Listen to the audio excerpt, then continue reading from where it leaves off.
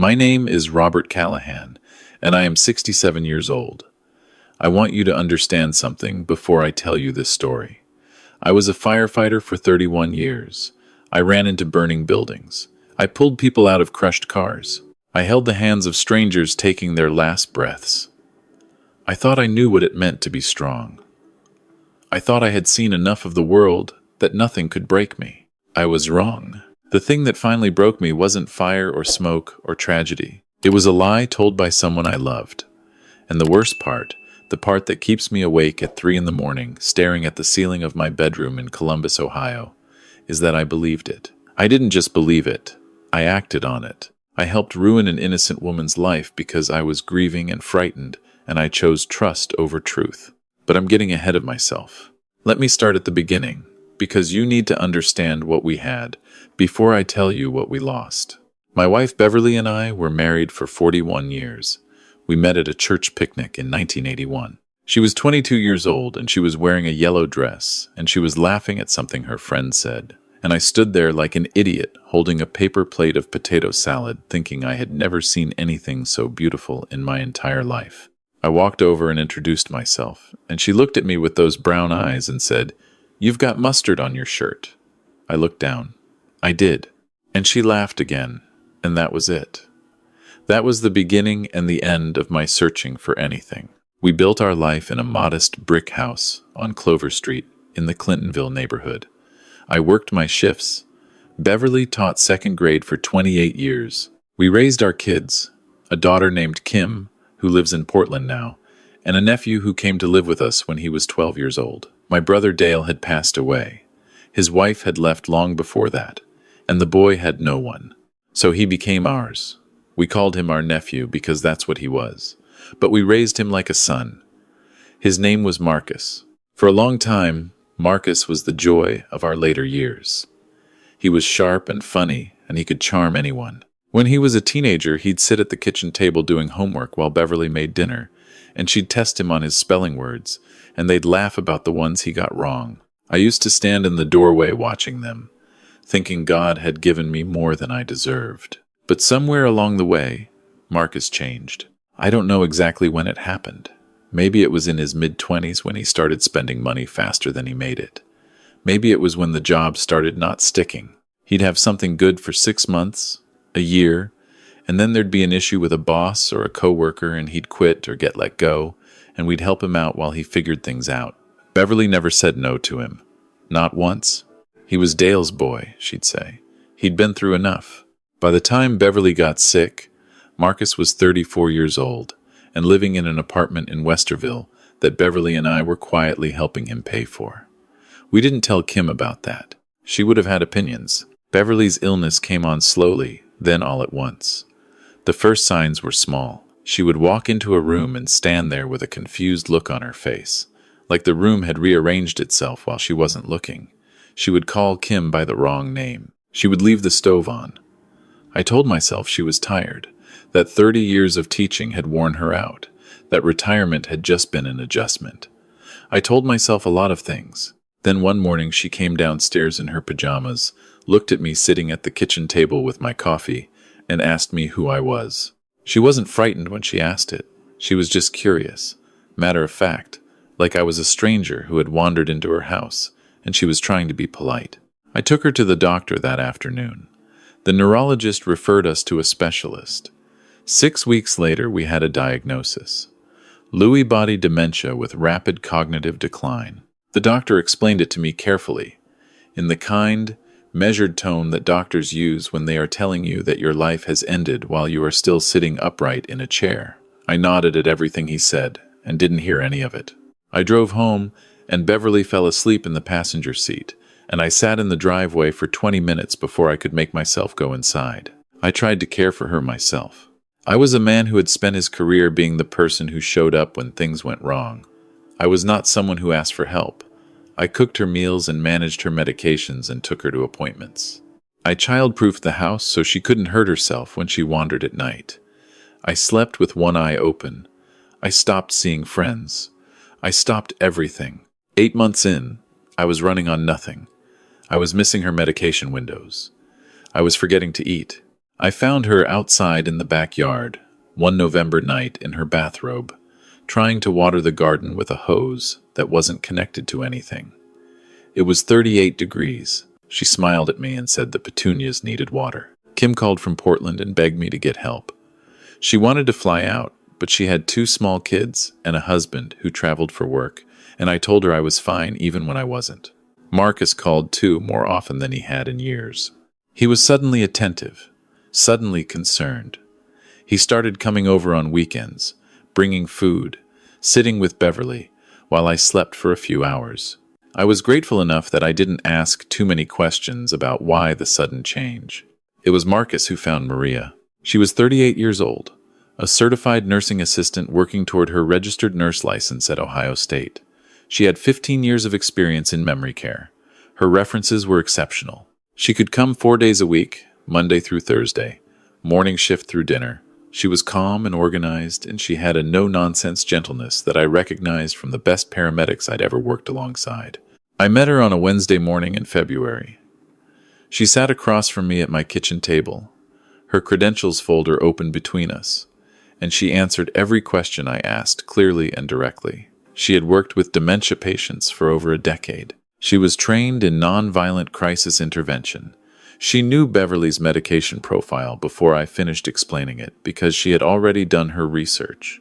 At the end of the interview, she asked if she could say hello to Beverly. I brought Beverly downstairs and introduced them. Beverly looked at her for a moment. Then she said, "You have kind eyes." Maria smiled and said, "So do you, Mrs. Callahan." I hired her that same day. For 4 months, Maria was better than anything I could have hoped for.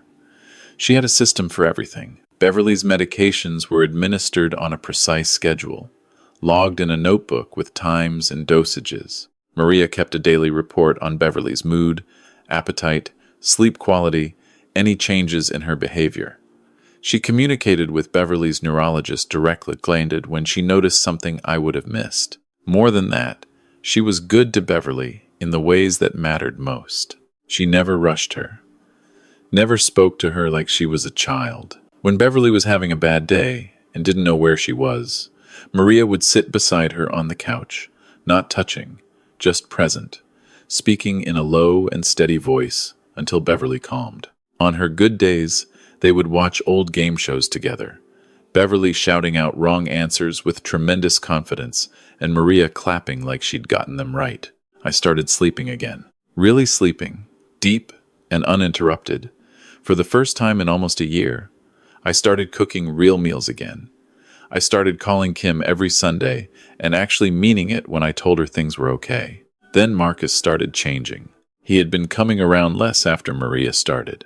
I assumed it was just life, his schedule being what it was. But then he began showing up specifically on the days Maria was there. He would sit in the living room and watch her. Not in an obvious way. In the way that made the back of your neck tighten without knowing exactly why. He started asking questions. Not of me, of Maria. Direct, pointed questions delivered in a tone that was technically polite but felt like something else. "Maria, why did you adjust my aunt's Seroquel dose?" "Maria, I noticed there's a receipt for groceries you charge to the household account. Is that standard practice?" "Maria, did my aunt ask you to take her jewelry box to the other room? I can't find her pearls." Maria answered every question without raising her voice or changing her expression.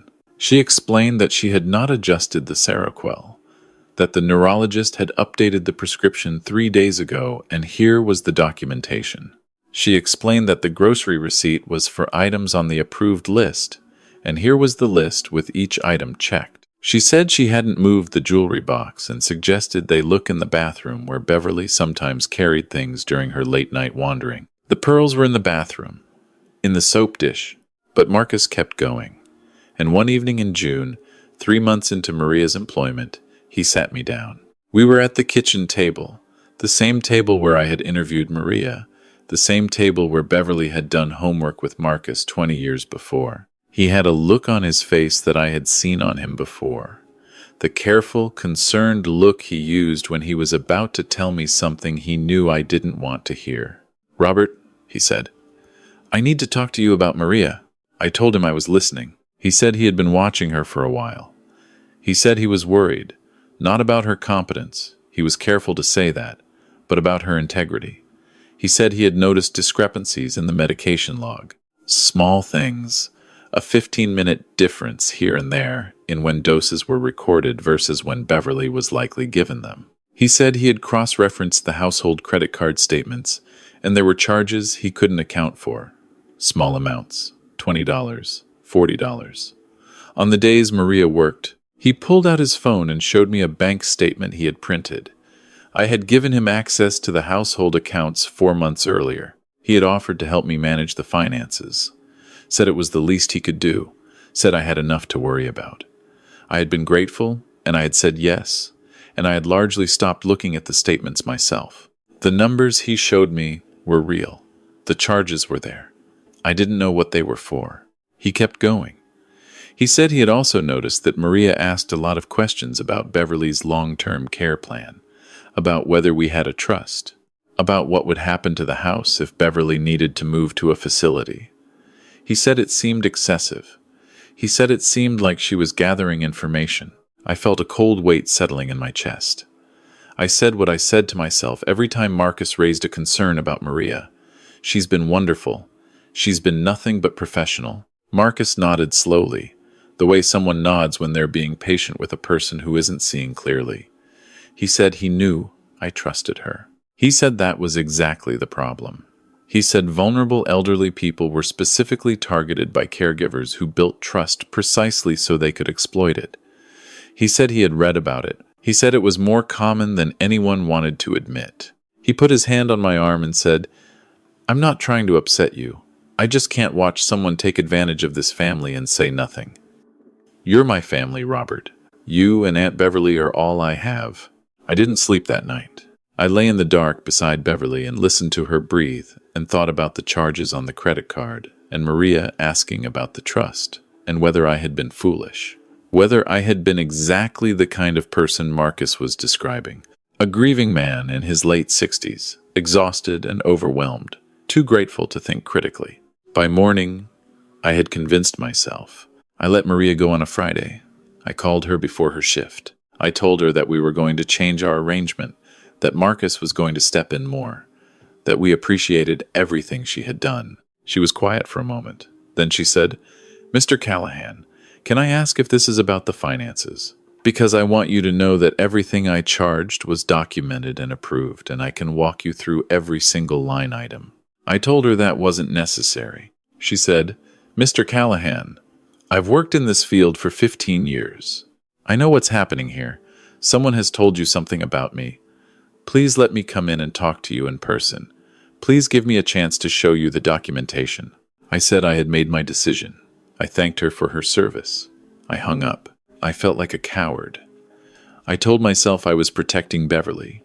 Marcus moved into the guest room the following weekend. He said he wanted to be there full time, that he could manage Beverly's care, that it was time he stepped up the way he should have done from the beginning. He seemed energized, focused. He reviewed all the medication schedules. He took over the grocery shopping.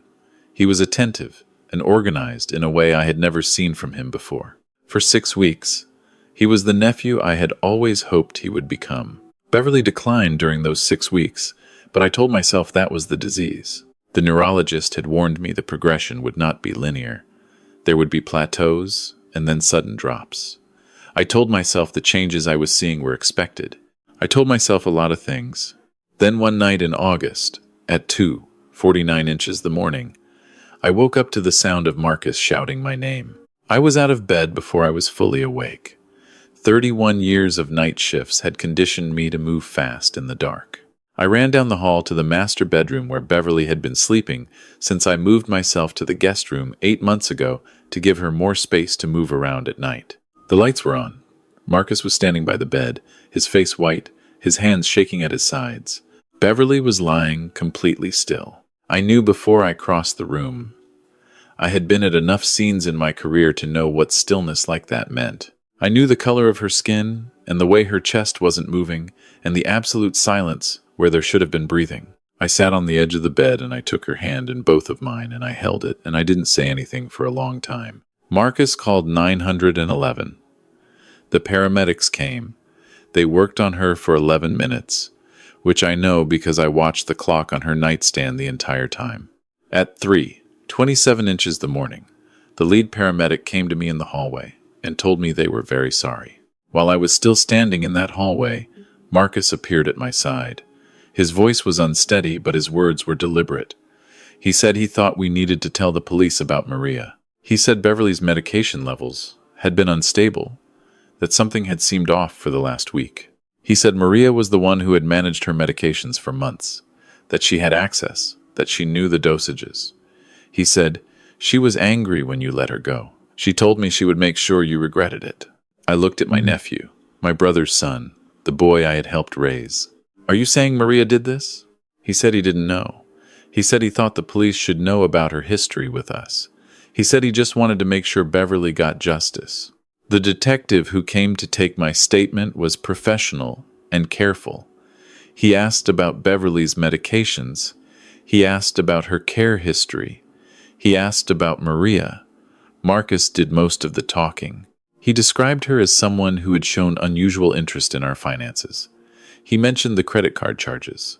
He mentioned what he characterized as threatening language when she was let go. The next morning, they went to Maria's apartment with questions. They found a small case in her car that contained a pill organizer, the kind that CNAs commonly carry between clients. Inside the organizer were several pills that were later identified as matching Beverly's prescription. Maria said they were left over from a previous client's medication disposal, that she had been meaning to take them to the pharmacy.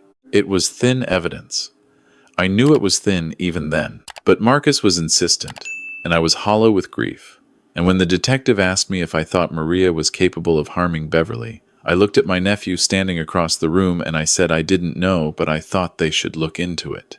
They arrested Maria on a Tuesday. She was at work at another client's home. They arrested her in front of her client, a 79-year-old woman with Parkinson's who Maria had been caring for 3 days a week. The client's daughter called me because she had somehow gotten my number from the case file.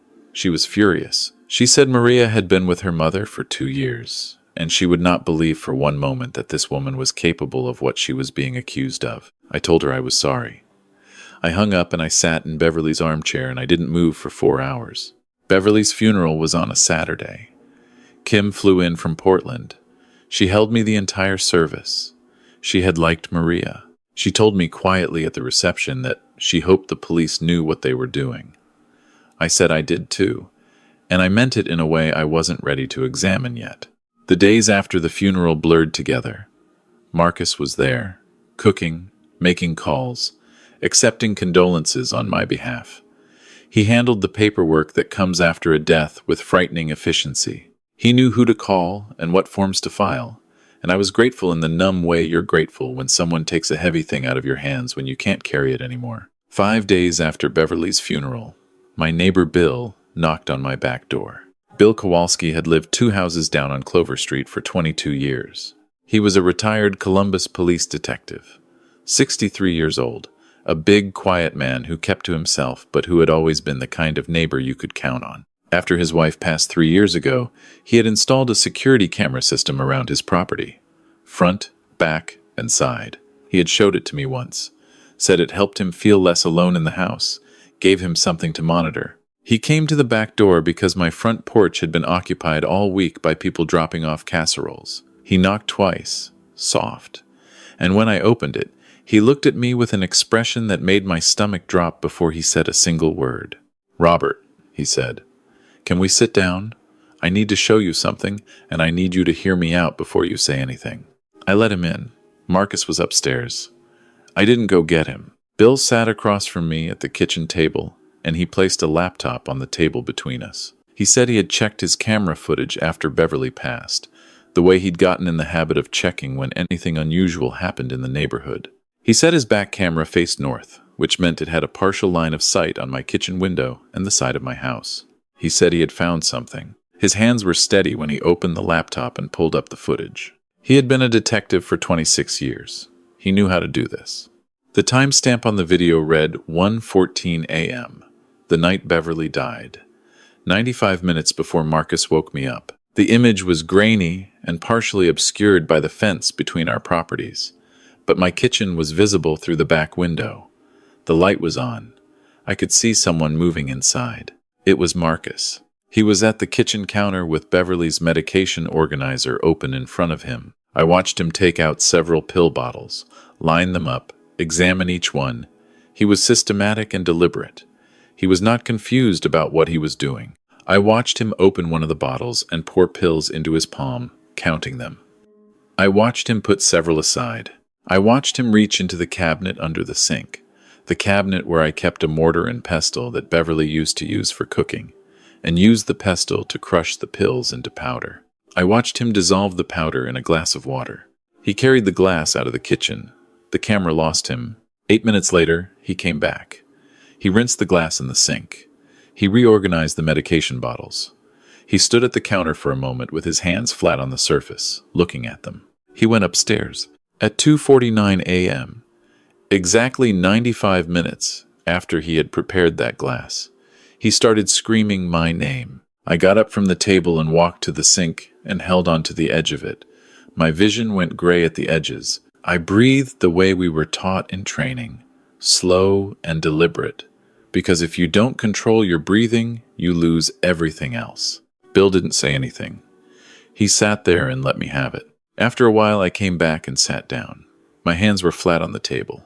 I looked at them because they were the only thing I could look at. "Why?" I said.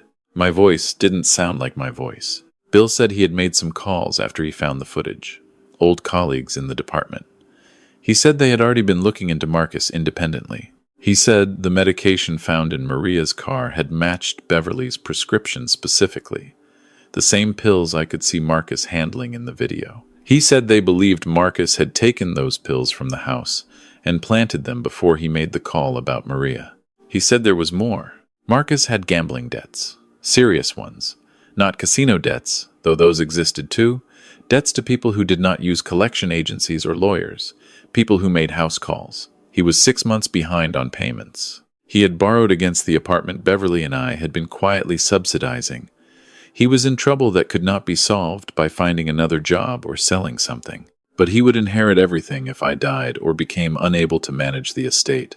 If I became overwhelmed by grief and gave him control, he had access to the household accounts. The charges on the credit card that he had shown me as evidence against Maria, Bill said, had been made by Marcus himself. Small charges on days Maria worked, so they would appear connected to her. He had the access. He had made the purchases.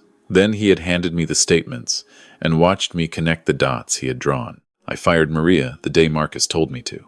I helped accuse Maria the night Marcus told me to. Maria was sitting in a county detention facility because I had looked at my nephew across a room and chosen him over a woman who had spent 4 months doing nothing but taking care of my wife. I went to the police that afternoon. Bill drove me. I didn't say anything to Marcus before I left because I couldn't look at him. The lead detective on Beverly's case was a woman named Detective Sandra Okafor. She was thorough and professional, and she had clearly already been building something before I walked in, because when I mentioned the security footage, she didn't look surprised. She looked like someone whose case had just gotten the last piece it needed. They arrested Marcus that evening. I was not in the house when it happened. Bill had taken me to his place, and we sat in his kitchen, and I watched a clock on his wall for an hour and a half, until my phone rang and Detective Okafor told me it was done. She told me that Marcus had not gone quietly. He had accused Maria again, loudly and repeatedly. He had called me names I won't repeat. He had said Beverly was dying anyway, and he had simply made a practical decision, and I was ungrateful after everything he had done for this family. I thought about Dale, my brother. I thought about the 12-year-old boy who sat at our kitchen table doing homework while Beverly laughed and tested him on his spelling words. I didn't cry. I just sat there at Bill's kitchen table while the clock on the wall kept moving. Marcus was charged with second-degree murder and financial fraud and tampering with evidence. The evidence against him was comprehensive. The security footage, the bank records showing $38,000 moved out of the household accounts over 14 months. The cell phone records showing calls to a loan shark in Reynoldsburg. The testimony of the pharmacist who explained exactly how the medication Beverly was given should have been administered and what a lethal deviation from that administration would look like. The medical examiner's report confirming the cause of death as intentional medication overdose. And the testimony of Maria Santos. Because there was one more thing I didn't know yet. 2 weeks before Beverly died, Marcus had called Maria. I found this out later, through Detective Okafor. He had offered her money, $3,000. He said if she would simply agree to sign a statement saying that she had made errors in Beverly's medication management, errors that could explain any anomalies found after Beverly's death, he would give her $3,000 and a strong written reference. Maria had said no. She had told him that if he was suggesting what she thought he was suggesting, she was going to report the conversation. Proof. That was when Marcus began building the case against her. The charges on the credit card. Strategically placed. The story about threatening language. The medication planted in her car on a day when Marcus knew her schedule because I had told him without thinking. Maria had refused to protect him, and so he had destroyed her instead. The charges against Maria were dropped within 48 hours of Marcus's arrest. But the damage was already done. She had spent 8 days in county detention. Her name had been in the Columbus Dispatch. Her certifications had been flagged pending investigation. She had been removed from all her clients, including the 79-year-old woman with Parkinson's who had been with her for 2 years. I asked Detective Okafor if she could give me Maria's contact information. She said she couldn't do that officially, but she suggested I reach out through Maria's attorney, whose name had been in the paper. I called the attorney that afternoon. 3 days later, I drove to Maria's apartment in the Franklinton neighborhood. I had thought about what I was going to say the entire drive over. I had rehearsed it. I had thrown out the rehearsal because it sounded like I was trying to manage the conversation instead of having it. When Maria opened the door, she looked at me for a long time without saying anything. She looked tired in a way that had nothing to do with sleep. She looked like someone who had been carrying something too heavy and had been carrying it for long enough that she had started to believe she deserved the weight. She let me in. We sat in her living room.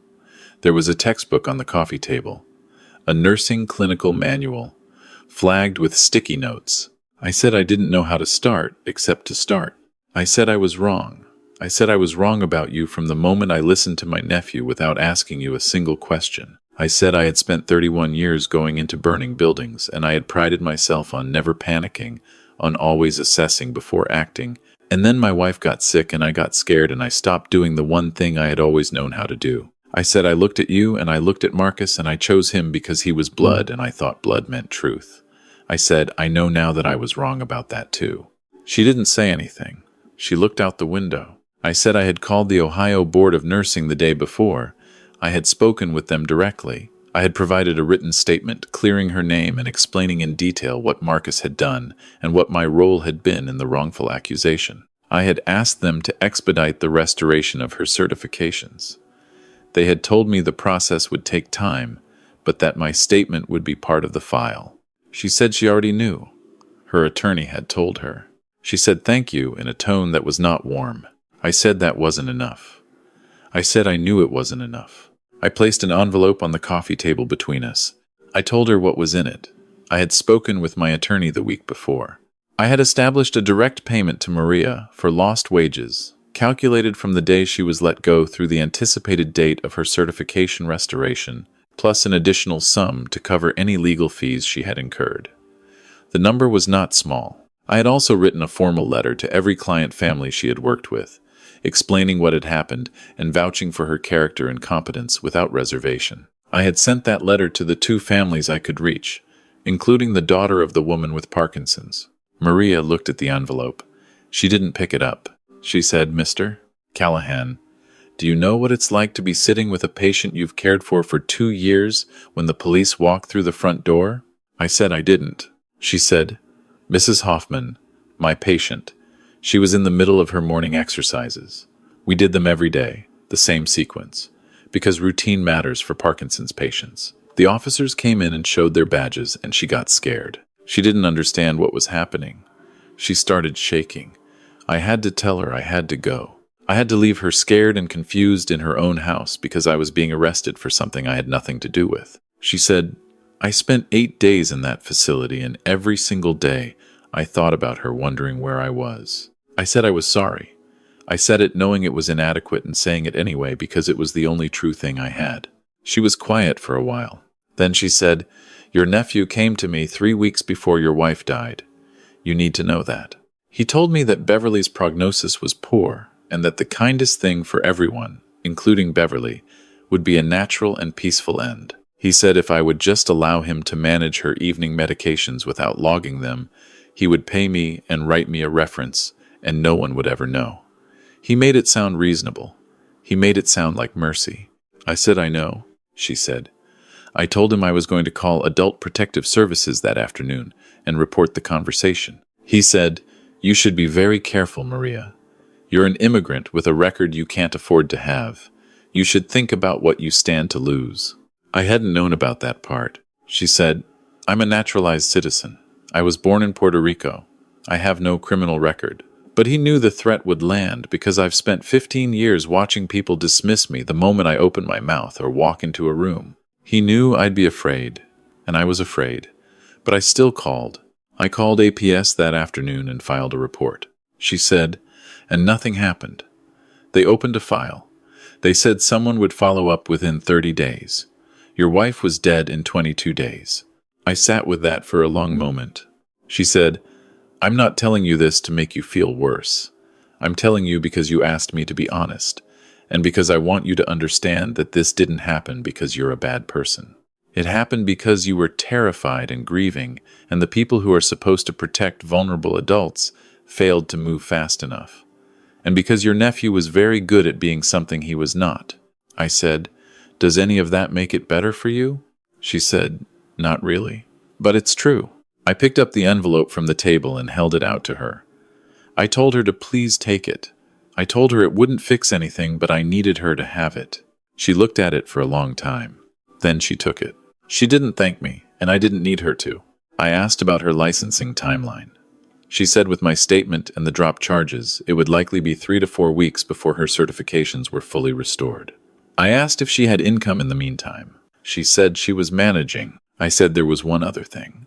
I said I had started the process of setting up a memorial in Beverly's name. I said Beverly had been a teacher for 28 years, a woman who genuinely believed that education was the thing that changed lives, and I wanted her memory attached to something that reflected that. I was establishing a fund through the Ohio Nurses Association for nursing students who were working their way through school without financial support. Students like her, I said. She looked at me for the first time since I had sat down, really looked at me. I said I wasn't asking her to be involved. I just wanted her to know. She said Mrs. Callahan would have liked that. I said I thought so too. I stood to leave. At the door, she said my name. I turned around. She said, "If you find out what happened with the APS report, the one I filed, if you find out why it didn't move faster, I hope you say something. Because I'm not the first person this has happened to, and Beverly isn't the last person who is going to need someone to show up faster." I said I would, and I did. I wrote a formal complaint to the Ohio Department of Aging documenting the entire timeline. I wrote to my state representative. I don't know if it changed anything. I hope it did. I know Beverly would have hoped so. Marcus's trial lasted 4 days. He pled not guilty, which required me to sit in that courtroom and listen to his attorney attempt to construct a version of events in which Marcus was a devoted nephew who had simply been trying to protect a dying woman from a caregiver with suspicious motives. The attorney was competent, and the argument was coherent, and it was built on nothing. The jury was out for 6 hours. Second-degree murder, fraud, evidence tampering. The judge sentenced him to 23 years. When they let him out, he looked at me once. Just once. It wasn't the look of a man who was sorry. It was the look of a man who believed he had been betrayed by people who owed him something. I recognized it because I had seen that look on him before. Smaller versions of it. Over the years when things didn't go his way, I had always found a way to explain it, to excuse it, to tell myself he had just had a hard time and things would get better. He had always been this person. I had just loved him too much to see it clearly. I sold the house on Clover Street 4 months after the trial. I couldn't walk from room to room without seeing Beverly in every one of them. Couldn't stand at the kitchen window without thinking about what was visible from Bill's camera. I found a condominium on the north side, smaller and quieter, and without a single memory attached to anything in it. I brought Beverly's yellow armchair because I wasn't ready to let that go. Bill still checks on me. He drives over on Sunday mornings sometimes and we drink coffee and don't talk about anything important. And I am grateful for him in the way you are grateful for someone who showed up when it mattered and asked for nothing in return. Maria got her certifications back in 5 weeks. She called me to tell me. I don't know why she called instead of just letting it be done, but I was glad she did. She said she was returning to Mrs. Hoffman, who had apparently asked for her specifically. She said the family had welcomed her back. She said, "I don't forgive you yet, Mr. Callahan. I want you to know that. But I'm working on it." I told her that was more than fair. She said, "Your wife used to talk about you, on her good days. She said you came home from every shift and you always kissed her on the forehead before you took off your coat. She said in 40 years you never once skipped it." I hadn't known Beverly talked about that. I said, "I never thought about it. It just seemed like the right thing to do." Maria said, "That's what I told her. I'm 67 years old and I live alone and I think about Beverly every day. I think about the yellow dress and the church picnic and the potato salad and the mustard on my shirt. I think about 41 years of forehead kisses and 31 years of coming home to someone who was glad I had come home. I think about the 8 months I cared for her alone and how frightened I was, and how that fear made me exactly the kind of person who could be led by someone patient enough to wait for the right moment. I think about Marcus, about Dale, about the boy at the kitchen table getting his spelling words wrong and laughing about it. I think about what it would have cost me, nothing, to pick up the phone and call Maria before I let her go. To say, "I've heard something. I want to give you a chance to respond." I think about how that one phone call, 30 seconds of decency, might have changed everything. I didn't make that call. I know why I didn't. I was tired and afraid, and Marcus was family and Maria was a stranger, and when you are tired and afraid, family wins even when family is wrong. I understand that about myself now. Understanding it doesn't fix what it broke. The Beverly Callahan Nursing Scholarship awarded its first grant 6 months ago. A 22-year-old woman from Dayton, working 2 jobs, putting herself through her 2nd year of nursing school. She sent me a handwritten thank you note. She said her mother had dementia and that she had decided to become a nurse because of watching her mother be cared for by people who were kind to her. I read that note sitting in Beverly's yellow armchair. I thought about Beverly at the kitchen table, about her brown eyes and her yellow dress, and the way she could make any room feel warmer just by being in it.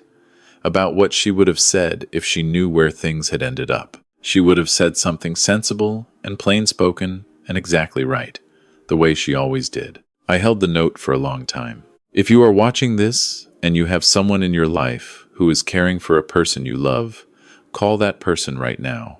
Thank them.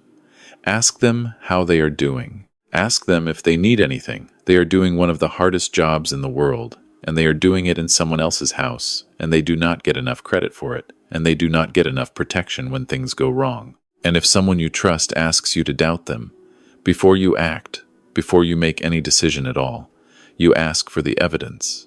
You ask for the other side. You make the phone call. You don't get to take it back once the harm is done. I know that now. I will know it for the rest of my life. Tell me in the comments where you're watching from. And tell me this. If someone you loved asked you to doubt someone who had never given you a reason to, what would you do? I used to think I knew the answer. I don't anymore.